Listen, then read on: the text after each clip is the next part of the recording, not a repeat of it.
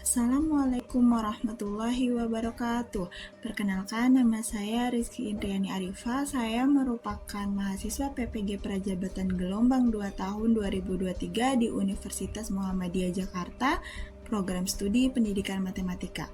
Kali ini saya akan memaparkan mengenai seminar PPG mata kuliah Proyek Kepemimpinan.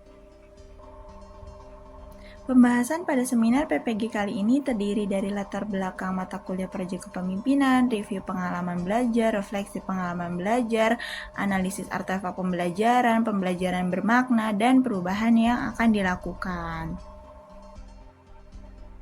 Selanjutnya, latar belakang mata kuliah proyek kepemimpinan. Proyek kepemimpinan bertujuan untuk mempersiapkan calon guru menjadi pemimpin yang efektif dalam konteks pendidikan. Fokus utamanya yaitu untuk mengembangkan pemahaman yang mendalam tentang bagaimana kepemimpinan dapat mempengaruhi dan meningkatkan praktik pengajaran serta manajemen sekolah.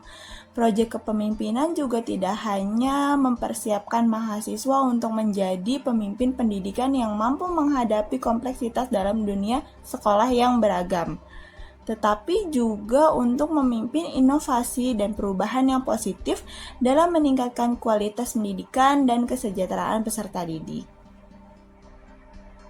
Pada mata kuliah proyek kepemimpinan akan membahas 4 bab. Bab pertama mengenai orientasi.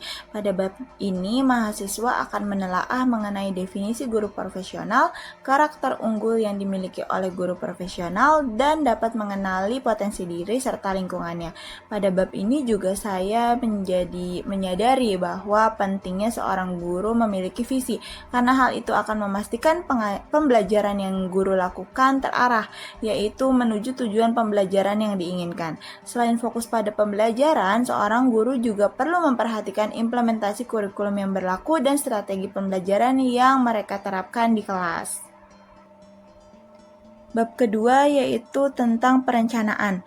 Pada bab ini akan membahas mengenai tahapan fase inquiry, yaitu turning in, menyetel, finding out, mencari tahu, sorting out, memilih, dan going further, melangkah lebih jauh.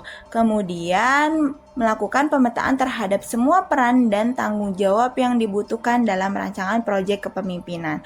Dengan demikian, fokus pada bab ini adalah menciptakan rencana bersama yang dapat memberikan manfaat maksimal untuk meningkatkan kreativitas peserta didik atau masyarakat.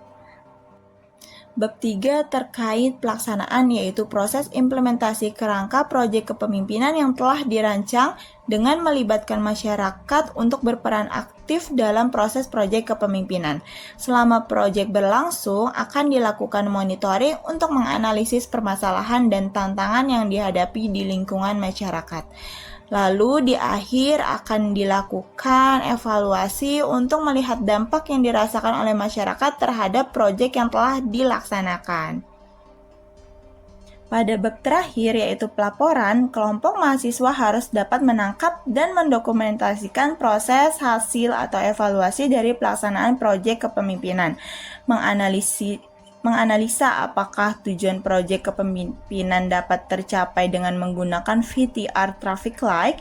Kemudian mahasiswa memproduksi gelar karya yang menginformasikan mengenai perjalanan pelaksanaan proyek kepemimpinan serta hal-hal yang dapat menggambarkan dampaknya terhadap kualitas pembelajaran peserta didik di sekolah atau komunitas sebagai sasaran proyek kepemimpinan.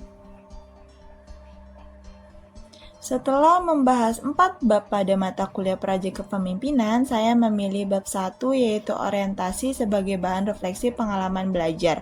Bagian orientasi merupakan bab awal dari mata kuliah proyek kepemimpinan. Seorang calon guru perlu memiliki visi sebagai pedoman dalam melaksanakan tanggung jawab di sekolah sebagai guru profesional.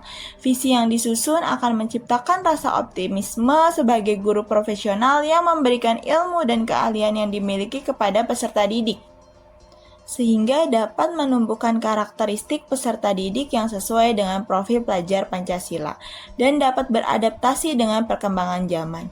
Dalam topik ini, saya benar-benar belajar apa yang saya inginkan dan lakukan sebagai seorang calon guru profesional.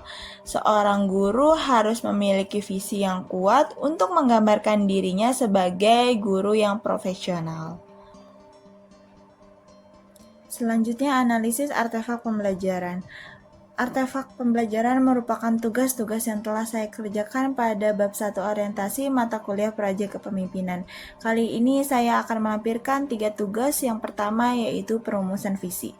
Pada tugas ini akan melakukan refleksi diri sebagai figur seorang guru yang berupa membuat visi guru profesional dengan menggunakan instrumen visible thinking strategis yaitu perspective taking. Tugas yang kedua yaitu terkait pemetaan tantangan dan kekuatan seorang guru profesional. Pada tugas kedua akan disajikan dalam bentuk diagram fishbone atau tulang ikan sebagai pemikiran sebab akibat yang dapat dijadikan pemetaan terhadap kekuatan yang harus dimiliki dalam menghadapi tantangan sebagai guru profesional. Dan tugas yang terakhir yaitu terkait penilaian refleksi, di mana ini merupakan tulisan refleksi untuk merangkum sudut pandang sebagai guru profesional. Dan saya akan melampirkan link artefak pembelajaran dari ketiga tugas tersebut.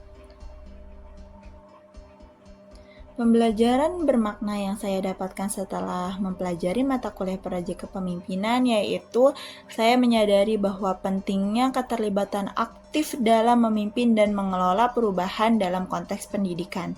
Saya juga belajar bagaimana membangun visi yang jelas untuk meningkatkan mutu pendidikan, menggerakkan dan memotivasi tim, serta menangani tantangan yang muncul dalam mengelola program pendidikan. Melalui proyek praktis dan studi kasus, saya mendapatkan wawasan yang mendalam tentang bagaimana kepemimpinan dapat mempengaruhi dan mengubah dinamika di sebuah lembaga pendidikan. Perubahan yang dapat dilakukan setelah mempelajari mata kuliah proyek kepemimpinan diantaranya meningkatkan kerjasama antara guru, staf sekolah, dan orang tua peserta didik untuk saling berbagi ide, sumber daya, dan praktik terbaik guna meningkatkan mutu pengajaran dan pembelajaran. Selanjutnya, mengembangkan keterampilan kepemimpinan, termasuk kemampuan untuk mengelola tim, membuat keputusan strategis, dan berkomunikasi secara efektif dengan semua anggota sekolah. Kemudian melakukan inovasi dalam cara mengajar, seperti menerapkan pembelajaran diferensiasi sesuai dengan kebutuhan peserta didik dan menciptakan materi ajar serta media pembelajaran yang menarik sehingga membuat peserta didik dapat berpartisipasi secara aktif. Yang terakhir yaitu menanamkan budaya positif di sekolah dengan memupuk nilai kerjasama, tanggung jawab, dan ketekunan. Sekian pemaparan saya terkait seminar PPG mata kuliah proyek kepemimpinan. Kurang lebihnya mohon maaf. Wassalamualaikum warahmatullahi wabarakatuh.